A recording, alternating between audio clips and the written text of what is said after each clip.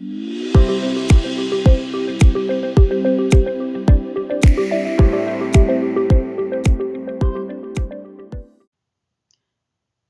there, I'm Telva, and welcome back to Telva's Toolbox for Surface Pattern Designers. I've reviewed hundreds of pattern portfolios over the years, and I can tell you exactly what art directors notice about your color choices in the first 10 seconds. It's not what most designers think. Today I'm pulling back the curtain on what professionals assess when they're evaluating the color strategy in your pattern work. The instant assessments that determine whether you get a second look or get passed over. Let's get into it. In this video, you're getting the art director's perspective on evaluating color in pattern portfolios. I'm showing you the 5 things they notice immediately about your color choices, what each element tells them about you as a designer, and how to make your portfolio pass the 10-second color assessment. Before we start, grab the Commercial Harmony Guide. It helps you apply these principles to strengthen the color strategy in your portfolio. It's in the link below. The brutal truth about portfolio review is, well, art directors don't spend 20 minutes carefully studying every pattern in your portfolio. They spend 10 seconds scanning and making rapid assessments about your color sophistication before they even look closely at your motifs. In those 10 seconds, they're evaluating your color identity, technical competence with color, market awareness through your palette choices, and whether your color strategy is professional or amateur. It's not personal, it's efficiency. Art directors review dozens of portfolios daily. Your color choices need to communicate competence instantly. The good news, once you know what they're looking for, you can make those 10 seconds work in your favor. Most designers fail this assessment not because they can't create beautiful patterns, but because their color strategy doesn't communicate the right information fast enough. Let's fix that. What they'll notice first. Do you have a color identity? This is the #1 thing art directors assess instantly about your patterns. Within 3 seconds of looking at your portfolio, they're asking, does this designer have a recognizable color point of view? What strong color identity looks like in patterns? Every collection uses similar temperature range. All lean warm or all lean cool. Consistent saturation levels across your pattern work, recognizable contrast personality in how you use color, and cohesive color mood even when themes vary. They can identify your color signature across different pattern styles. What weak color identity looks like. One collection is pastel, the next is neon, the third is moody and dark. Temperature jumps randomly from warm to cool between collections. Saturation is all over the map. No recognizable color through line connecting your work. What this tells them? Strong color identity equals professional with clear branding, positioning. Who knows their market? Weak color identity equals beginner, still experimenting, or trying to appeal to every possible market. Your color choices across your portfolio should feel related, even when your patterns are very different. If they're not, art directors move on. What they notice second, print understanding.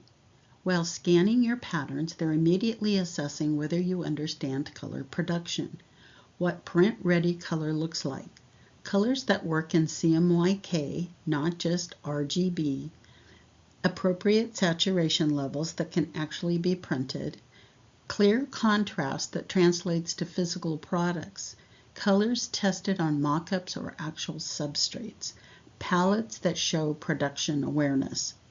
Red flags that scream amateur, oversaturated neon colors that only exist on screens, muddy combinations that would disappear when printed. You see that at the top of the screen. No contrast is visible when patterns are shown small, colors that would be impossible or expensive to reproduce. Patterns shown only as screen grabs, never on product mock-ups. What this tells them: print-ready color means you understand production and can deliver usable files. Screen-only color means you'll cause production problems and delays. Art directors need designers who understand that patterns become physical products.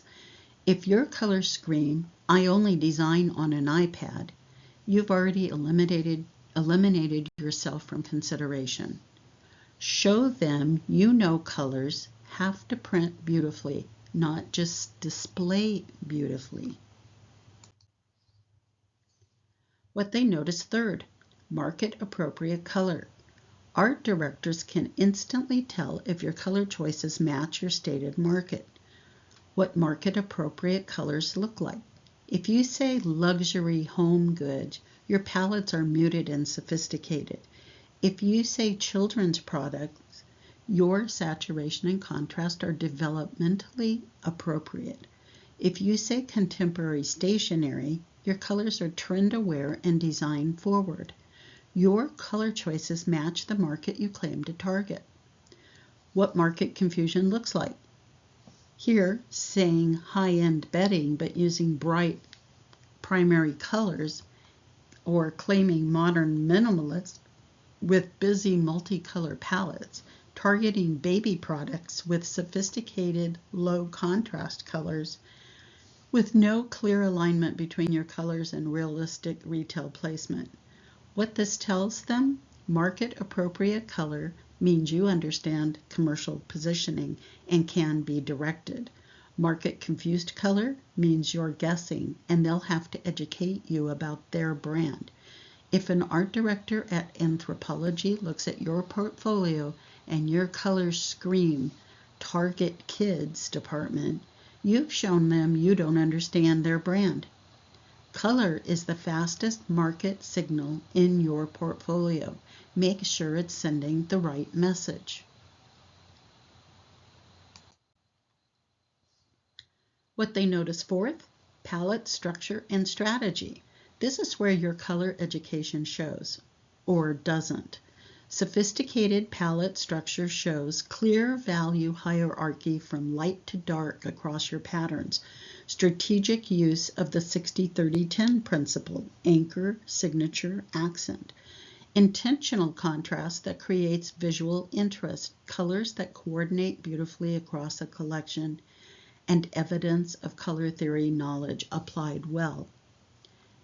Amateur palette structure on the right shows all mid-tone colors with no value contrast, random color choices with no strategic relationship, too many colors competing for attention, and palettes that don't coordinate within collections. No apparent understanding of harmony principles. What this tells them: sophisticated palettes means trained eye and professional color knowledge. Amateur palettes means self-taught without proper color education, will need heavy art direction. Art directors want designers who understand why colors work together, not just designers who accidentally stumble onto pretty combinations. Your palette structure reveals your color IQ instantly. What they notice fifth is your color timing current. The final rapid assessment is whether your color choices are relevant to current market direction. Current color timing looks like palettes that align with trend forecasts 12 to 18 months out, color temperatures that match where the market is heading, saturation levels appropriate for current consumer mood, evidence that you're researching, not guessing, the colors that would fit at retailers right now or in upcoming seasons. Outdated color timing looks like palettes that were trendy 3 years ago, colors that feel stuck in a different decade, no awareness of current color direction, timing that's either way ahead or way behind the market, patterns that wouldn't fit current retail landscape. What this tells them? Current timing means you're professionally engaged with market trends and understand buying cycles. Outdated timing means you're designing in a bubble without market research. Art directors are buying work for future seasons. If your colors feel like yesterday's trends, you're automatically out of consideration. You don't need to chase every micro trend, but you do need to show that you understand directional color movement in your market. How all this adds up? Well, here's what happens in those 10 seconds of color assessment. They're unconsciously scoring your color strategy across all 5 dimensions. Strong color strategy on all 5 means you get a closer look at your actual pattern work, possible outreach for collaboration, and your portfolio saved for future projects.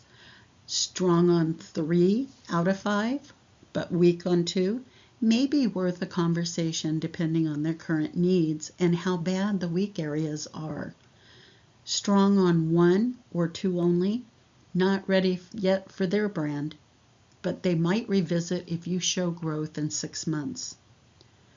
Weak on most or all, next portfolio immediately. Your patterns never even get evaluated. The threshold, you need to be solid on at least 3 to 4 of these color dimensions to pass the initial assessment. Your beautiful motifs and pattern skills don't matter if your color strategy eliminates you in the first 10 seconds.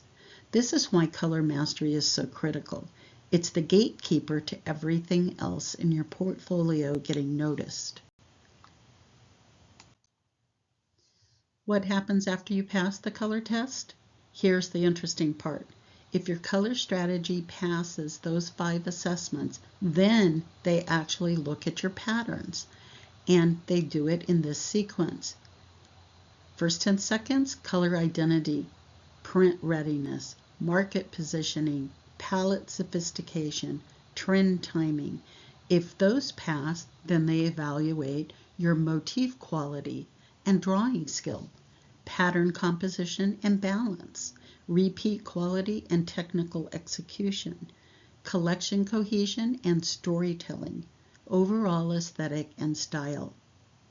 Why does color come first? Color is the fastest signal of professionalism and market fit. Beautiful motifs with wrong colors won't sell. Mediocre motifs with brilliant color strategy might. Color determines if you understand the business of surface pattern design.